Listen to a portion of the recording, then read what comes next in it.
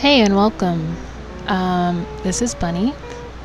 I'm here today to show you a few apps that I found, or a few apps that I used to use as well when I first started studying hiragana and katakana. As you know, well, if you're like me, American, it can be a little difficult studying, especially when you don't have like a partner or anyone to study with. But I'm here to give you some examples and ways to get around that. But first off, I wanted to show you a few apps for studying, as a beginner with hiragana and katakana. So we'll start off with this app that I have here called Kanako. Kanako is a hiragana katakana, very simple app. You can go on Google Play if you have Android. Google Play has it, and just go through here and open it up once you install. And it has a little quiz where you can do like up to from 10 to 90 or all the characters. You got hiragana, katakana, and it's just very simple, just a chart and a quiz. So let's check that out. Here are the amount of characters you can quiz yourself on. Just an example. So we have go, hiragana, and as you see, it turns green when it's right, red when it's wrong. Very, very simple. Just keep practicing that. You'll get the hang of it. Here's a little katakana. I, right. To, right. Ko, right. Shi, right. You see, I slipped up on that one. But yeah, just quiz yourself as often as you can, almost like with flashcards, So after that, I have another simple kind of hiragana katakana table I thought I'd show you if you don't care for the first one. Here's another one. You can go ahead and download it, install it in Google Play.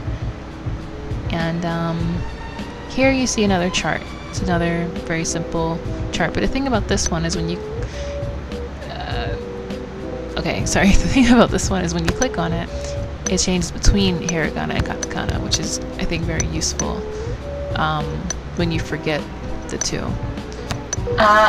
It also comes with sound.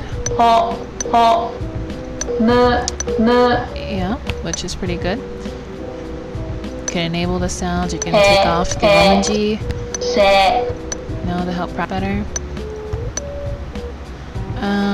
And there's also the thing I thought was kind of cool is there's a floating table. So let's click on that, and you see it kind of pops up over your screen with anything that you're doing. You just have it up, which is pretty useful, I think. For studying. So I have it on transparent where you can kind of see through it. But it works even through your home page or any other apps that you have up, which is pretty cool. So you can go ahead and check that out. And I'm just kind of playing around.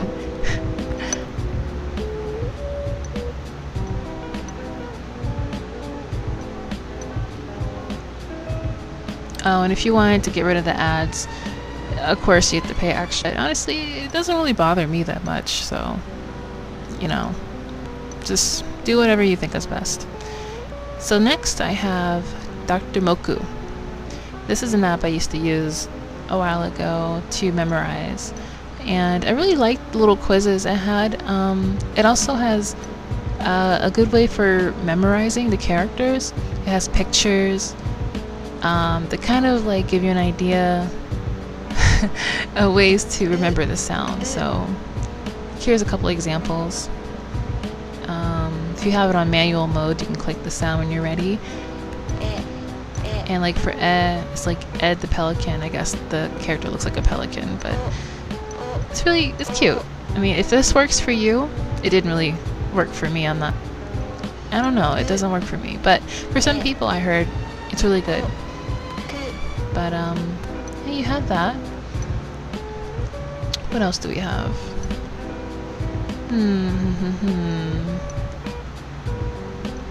Okay, and this is the quiz. So, as you can see, you get it right, right, right. Yeah. Honestly, what I did when I first downloaded this a while ago, I just kept doing the quiz over and over and over and over and over again until I just, got perfects constantly, which is pretty good, It's a good way to study, too.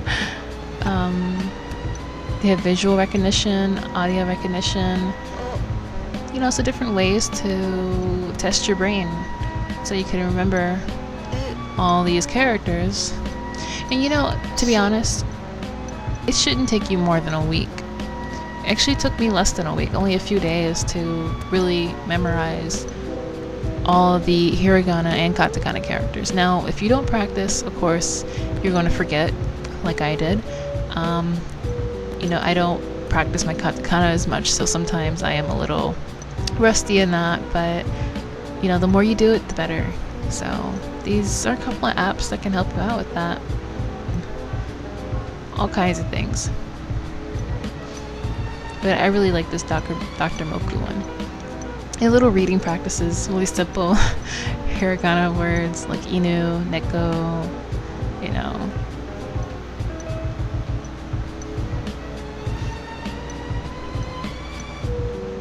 Yeah.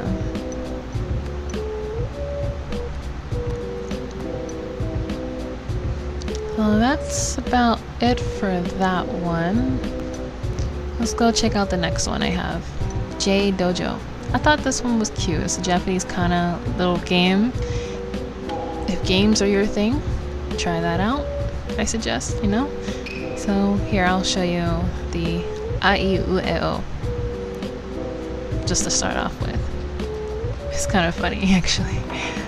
But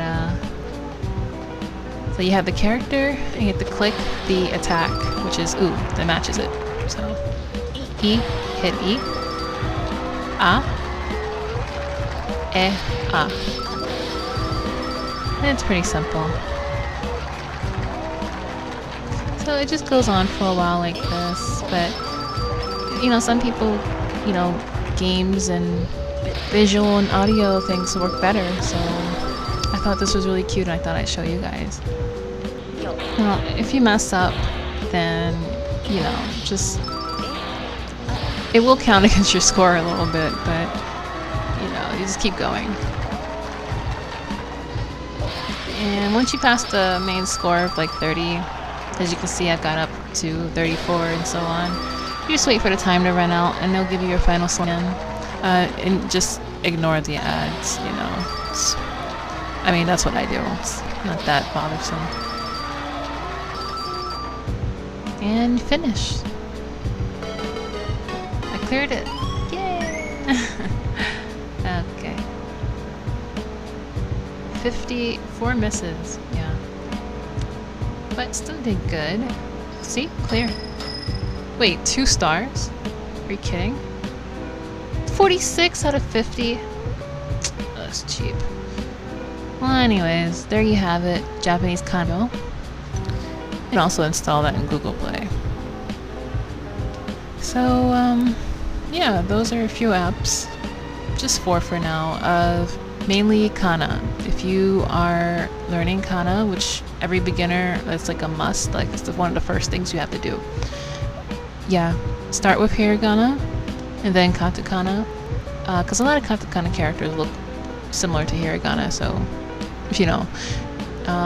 so start with those, and once you have those memorized, then we'll go to the next step, and I can show you a few other ways that I study, and also some other cool apps and some games. So check me out next time. Thanks.